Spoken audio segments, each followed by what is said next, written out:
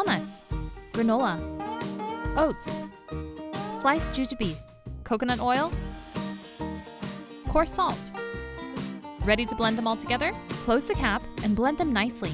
Careful, the blades might stick. Prepare a baking pan with paper foil. Pour the mixture into the pan. I could honestly eat it right now. Time to decorate. Prepare any dried fruit. We have some dried lemon for bittersweetness, and some dried blueberries. Decorate however you want. Last, we have dried cranberries. Sprinkle them on. Ta-da! Put it in the freezer. Leave it there for 2 hours. The result should look like this. Cut bite-sized pieces. Do you see it? Wow! Chop chop! How does it look? 1, 2, 3, 4, 5, 6. It looks and tastes good, and it goes really well with Good Base Pomegranate Flavor products from CheongKwanJang. There are no artificial colors or flavors. You can also drink it straight from the stick, anywhere, anytime.